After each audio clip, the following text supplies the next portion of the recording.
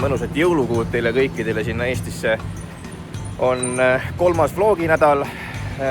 Mina toimetan endiselt siin Araabia Ühendemiraatides. Kell on praegu veits 11 läbi ja hommikukohvi. Kohvist rääkides siis, no ütleme, see on üks kõige suuremaid kuluartikleid siin võib-olla just Dubais. Üks siuke kohvi, täna see on hästi, täna laias laastus 5 euroga, aga tavaliselt on siin kohvi hinnad kuskil 8–10 ja ma tahaks öelda, et kõige kallim cappuccino, mis oli täis pask, selle eest maksime peaaegu 12 euri, nii et jah, ütleme nii, et alkoholi on isegi natukene soodsam juua kui kohvi.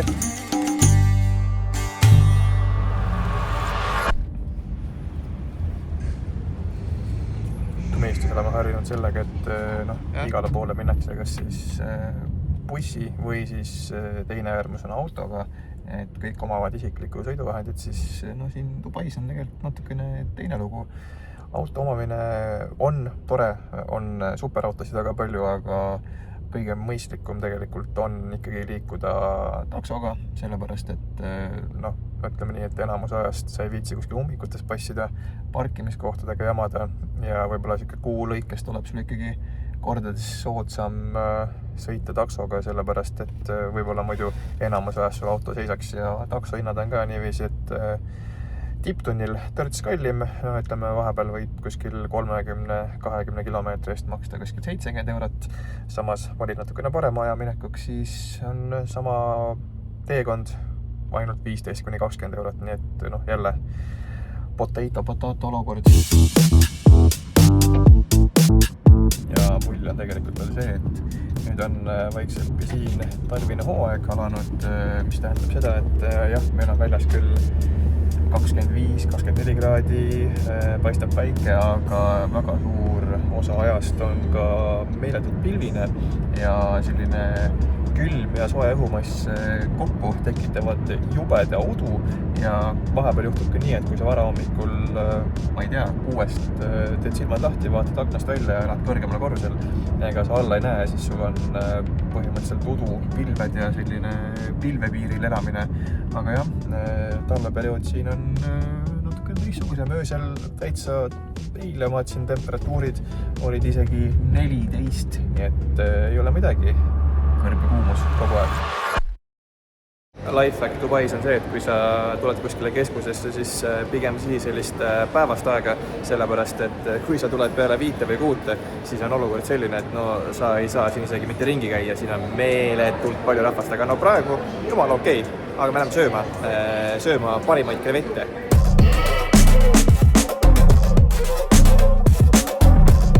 Üks koht võib-olla kuhu kindlasti sööma tuleks tulla siin on selline place nimega PF Chang's ja ma ütlen, ma ei ole saanud paremaid krevette mitte kuskil mujal kui PF Chang'is, sellepärast et see, mismoodi need krevetid on maitsestatud mõõdukalt chilline, kaste ja korralik siuke fritüüritud kest ümber, lihtsalt parim, need krevetid tulevad ka ja ega pad thai ka alla jää, nii et hea tisu.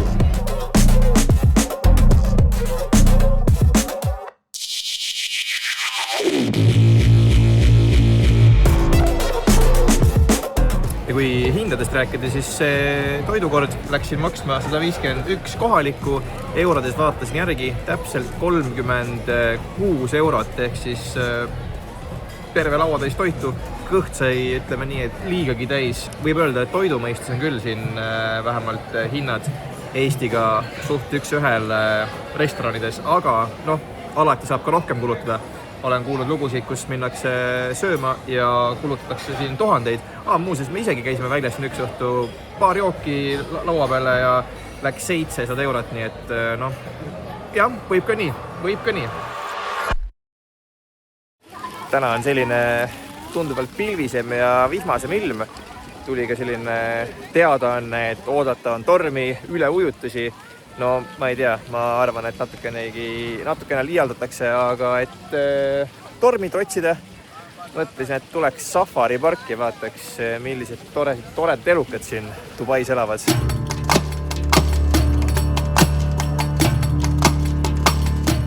Ühesõnaga olukord on selline, et Safari parki jõudes kõigepealt on siuke üldine suur rong, millega saad 3 jaama vahel liikuda. See liigub iga 20 minuti tagant ja see, et sinna peale saad, on nagu loterii.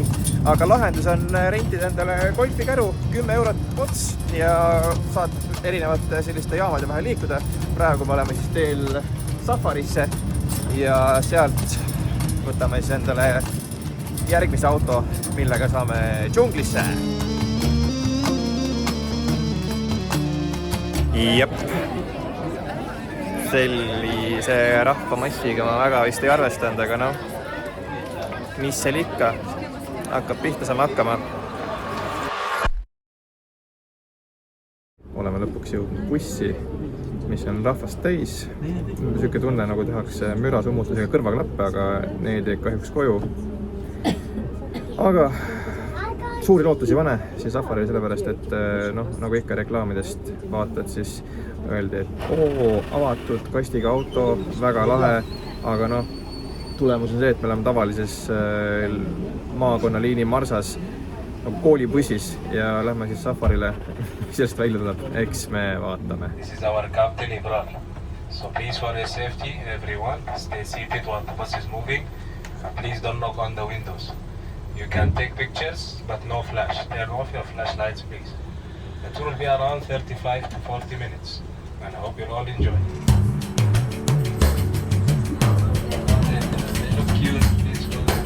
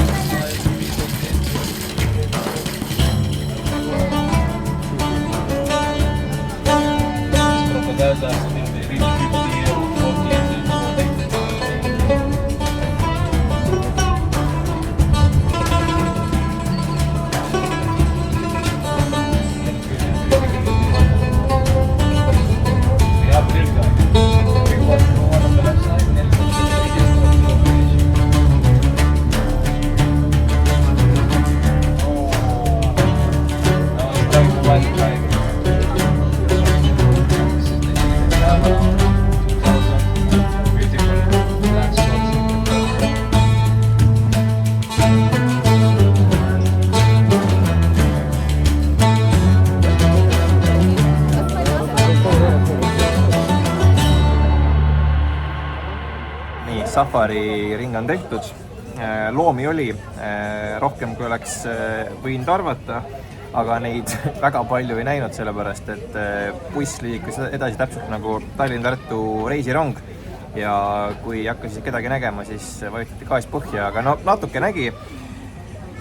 Põnevam kui Tallinna loomaaed, seda kindlasti, aga ikkagi oleks tahtnud natuke rohkemat näha ja võtta kas või sellise private tuuri, mida ei olnud.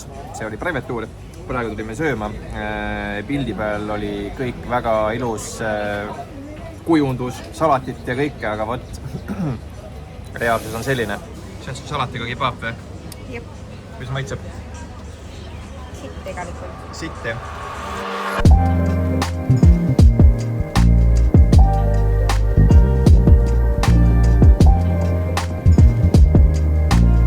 Mõtlesin, et näitan teile vahelduseks natuke seda piirkonda, kus ma siin Dubais elan. Creek Harbor on siis selle area nimi. Üsna uus, ütleks nii, piirkond. Viimased paar aastat on siin olnud ikka meeletu tempoga ja kui ajas edasi vaadata, siis ma arvan, et 4 aasta pärast on siin veel ja veel võimsam, sellepärast, et just mõned päevad tagasi launchiti siin üks suur arendusprojekt Creek Harbori Tower ja tuleb siis põhimõtteliselt uus downtown, mis saab olema 3 korda suurem, võimsam, kui on praegune Dubai kesklinn.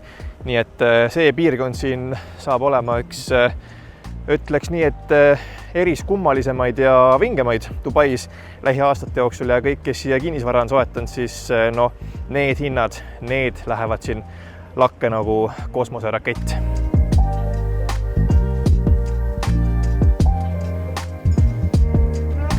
kes kunagi Dubai Marinas on käinud, siis võib-olla meenutab see ala just Dubai Marinat, ka selline uus, aga modernsem tunduvalt kui Dubai Marina ja õhtuti on siin väga imelised päikeseloengud. Täna on muidugi suht pilvine ja udune, sellepärast et talv on siin Dubais ka kätte jõudnud ja viimastel päevadel on päris palju niisugust hoovihma tulnud, lubatakse ka erinevaid vihmatorme, üleujutusi.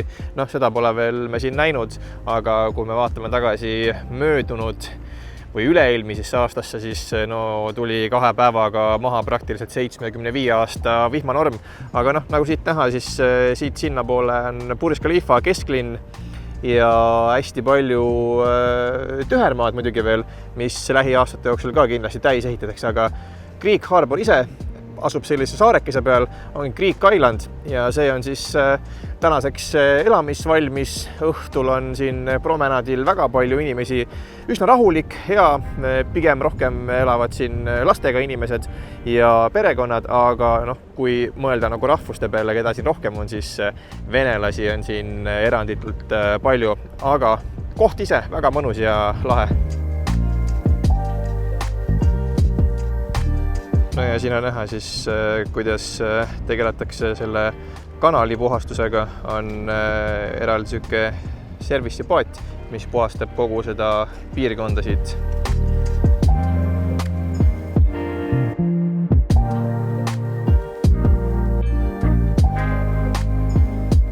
Ja tegelikult on Greek Harboril seosed ka Eestiga, nimelt siinsamas tegelikult kohe minu selja taga on selline kohvik nagu Pavlova ja esimene Pavlova tegelikult minu teada avas oma uksed üldse Dubai Mallis paar aastat tagasi, kui oli Dubai Expo ära olnud ja peale seda siis kohvik uksed avas, aga Greek Harboris on ka Pavlova olemas ja täiesti, ütleme nii, et värskelt avatud möödunud aastal ja koogid on väga head ja kui ma siin juba olen, siis üks Pavlova kook kulub ka kindlasti testimisse, nii et vaatame.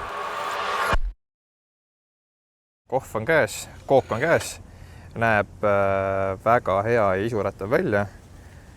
Ma vist olen Eestis ka Pavlovat maitsen, nii et ma arvan, et ma oskan nagu võrrelda maitset ka.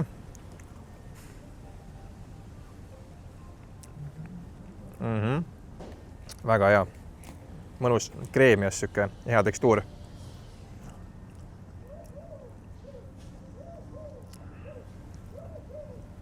Et kvaliteeti pole alla lasknud, mis on nagu hea. Lihtsalt perfektne, nagu öeldakse. Väga hea. Ja üldse tegelikult, kui siin rääkida Dubai nendest kohvikutest ja kohvikultuuridest, siis kohvikuid on siin meeletult palju, nagu liiga palju. Ma julgen öelda, et puhtalt selle pika tänava promenaadi peal on kokku siin vähemalt 30-40 kohvikut.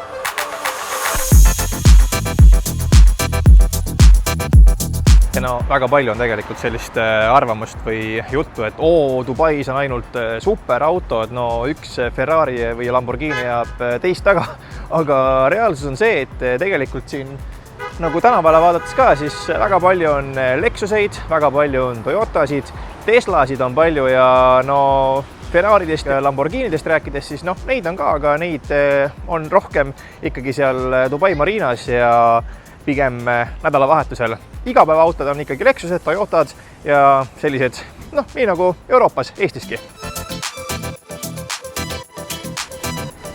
Ja mina elan siis sellises hiiglama suures majas, kokku 63 korrust. Ja mis mulle veel enda korteri juures meeldib ja väga paljud on öelnud, et ilmselt sellepärast sa siin elad, et kui sa tuled liftiga alla, siis alkoholipood asub mul kohe üle tee, üks 20-30 meetrit ja tegelikult siin eelmises videos keegi kirjutas kommentaari, et see on puha vale jutt, et kui sul islamikaart on, siis ei pea paika, et saad ikka alkoholi osta. Ei, siin konkreetses poes on isegi väljas silt, et kui sul on islami pangakaart, pangateenuste pakkuja, siis sellisel juhul sina ei saa osta alkoholi selle kaardiga.